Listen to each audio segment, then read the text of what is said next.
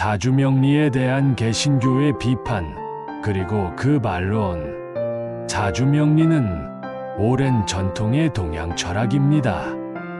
그런데 개신교에서는 이 사주명리를 미신으로 보며 강하게 비판하곤 하죠.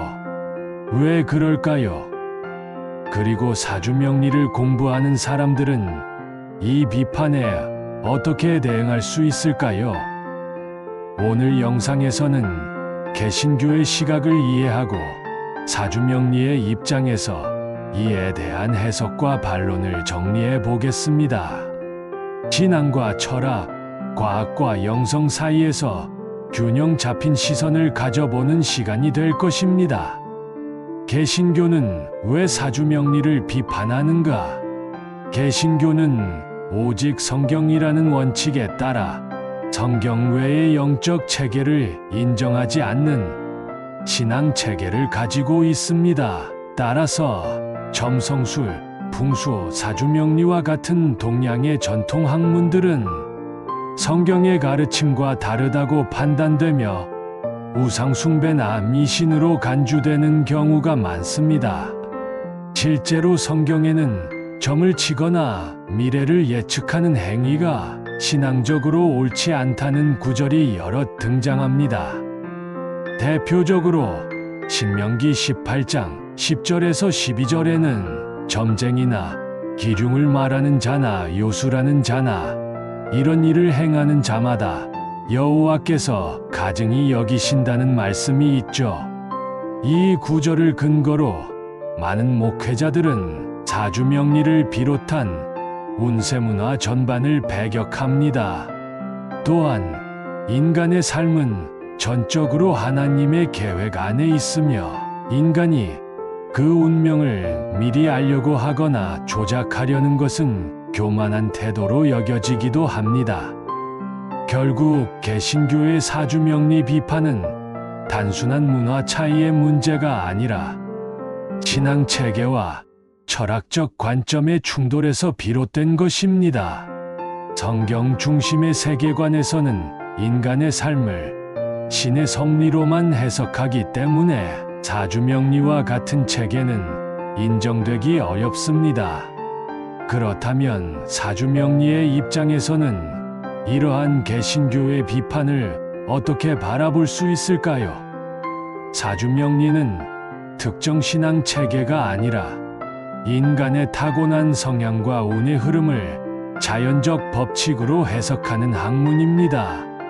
음양오행의 원리, 시간의 흐름, 기운의 상호작용을 통해 인간의 삶을 예측하고 조언하는 것이지 초자연적 존재에 의지하거나 신을 대신하려는 의도는 없습니다. 이는 자연철학적 접근이지 신앙적 예언이 아니라는 점에서 차별화됩니다. 예를 들어 날씨 예보를 생각해 볼 수 있습니다. 기상청이 기후 데이터를 분석해 비를 예측한다고 해서 신의 영역을 침범했다고 보지는 않죠. 마찬가지로 사주명리도 생년월일시라는 데이터를 분석해 인생의 흐름을 예측할 뿐입니다. 기도와 믿음으로 살아가는 방식이 존중받듯 타고난 정보를 통해 스스로를 이해하고 대비하는 것도 충분히 건강한 삶의 방식이 될 수 있습니다. 개신교의 시각에서는 사주명리를 신앙에 반하는 예언으로 보지만 사주명리 측에서는 자신을 자연법칙에 기초한 분석 체계로 이해합니다. 종교적 신념과 철학적 탐구가 서로를 배제하기보다 서로 다른 관점에서 인간을 돕는 역할을 할 수 있다는 점에서 균형 있는 시선이 필요합니다. 사주명리는 미신인가 철학인가?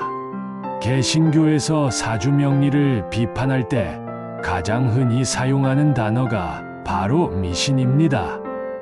하지만 여기서 중요한 질문이 하나 있습니다. 미신이란 무엇을 뜻할까요? 미신이란 이성적 근거가 없거나 과학적으로 검증되지 않은 믿음을 뜻합니다. 그렇다면 사주명리는 정말로 이성적 근거가 없는 것일까요? 사주명리는 단순한 신념체계가 아니라 수천 년간 축적된 통계와 관찰을 바탕으로 형성된 체계입니다.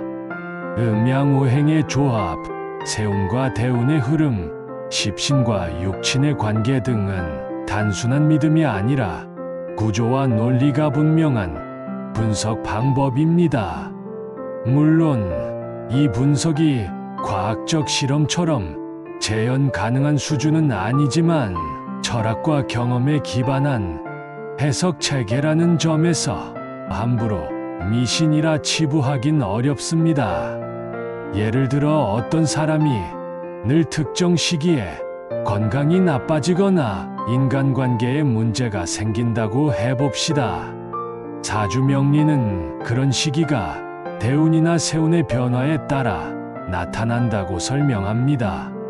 이는 마치 계절이 바뀌면 꽃이 피고 지는 자연의 흐름처럼 사람의 삶에도 일정한 리듬과 주기가 있다는 전제에서 출발하는 겁니다. 이런 흐름을 무시하고 그건 우연이다라고만 말하기엔 너무 많은 유사 사례들이 있다는 점에서 철학적 해석의 가능성을 인정할 수밖에 없습니다.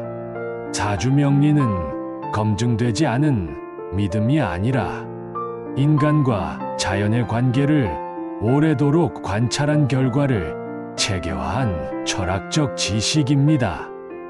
개신교에서 이를 미신으로 보는 것은 신앙의 입장에서는 타당할 수도 있지만 학문적 관점에서는 보다 유연한 해석이 필요합니다. 사주명리를 미신으로 규정하는 시선은 단지 종교적 신념 때문만은 아닙니다. 실제로 사주명리를 자의적으로 해석하거나 무책임하게 운명을 단정 짓는 일부 행위들이 사주명리 전체의 신뢰도를 떨어뜨리기도 했습니다. 하지만 이러한 일탈적 사례와 사주명리 자체의 철학을 동일시하는 것은 오류입니다. 마치 일부 종교인의 극단적 행위를 보고 그 종교 전체를 판단하는 것처럼요. 사주명리는 예측이 아니라 이해와 대비를 위한 도구입니다. 내가 어떤 성향을 타고났는지, 어떤 흐름 속에 있는지 알고 나면 그 흐름을 거스르기보다 현명하게 활용할 수 있게 됩니다. 사주는 인간의 자유의지를 부정하지 않습니다. 오히려 더 나은 선택을 하기 위해 나를 이해하는 방식 중 하나죠. 한 예로 어떤 사람이 사주상 편관이 강하다고 진단받았다고 가정해 봅시다. 이는 규율, 책임감, 권위와 관련된 성향입니다. 이 정보를 들은 사람이 나는 융통성이 없고 고지식하니 안 되라고 단정을 짓는다면 그건 잘못된 해석입니다. 오히려 편관은 조직 안에서 신뢰를 받을 수 있는 힘이고 원칙적인 성격이 장점이 될 수 있다는 뜻이기도 하죠. 사주는 나의 가능성을 닫는 것이 아니라 오히려 열어주는 열쇠입니다. 사주명리를 미신이라 단정하기보다는 그것이 어떻게 사용되고 있는지를 먼저 살펴야 합니다. 잘못된 사용이 문제이지 그 체계 자체는 인간의 삶을 더 깊이 이해하는 철학적 도구로 충분히 존중받을 수 있습니다. 개신교적 신념과 충돌하지 않기 위해서라도 사주명리를 신앙의 도구가 아닌 삶의 이해 방식으로 접근하는 시선이 필요합니다. 신앙과 사주의 공존은 가능한가? 사주명리와 개신교는 서로 충돌하는 개념일까요? 아니면 서로 다른 영역에서 인간의 삶을 조명할 수 있는 도구일까요? 많은 사람들이 이 둘을 완전히 배타적인 것으로 보지만 사실은 그렇게 단순하지 않습니다. 신앙은 왜 살아야 하는가에 대한 해답을 주고, 사주명리는 어떻게 살아가면 좋을까에 대한 힌트를 주는 역할을 합니다.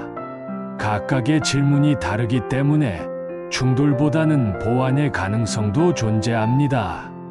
예를 들어 개신교 신자이면서도 사주명리를 참고하는 사람들이 실제로 존재합니다. 이들은 사주명리를 신앙의 중심으로 삼는 것이 아니라 자신을 이해하고 삶의 흐름을 정리하는 하나의 참고자료로 받아들입니다. 마치 크리스천이 심리상담을 받거나 성격 유형 검사를 통해 자신을 이해하려 하듯이 말이죠. 사주는 결국 결정이 아니라 이해의 도구입니다.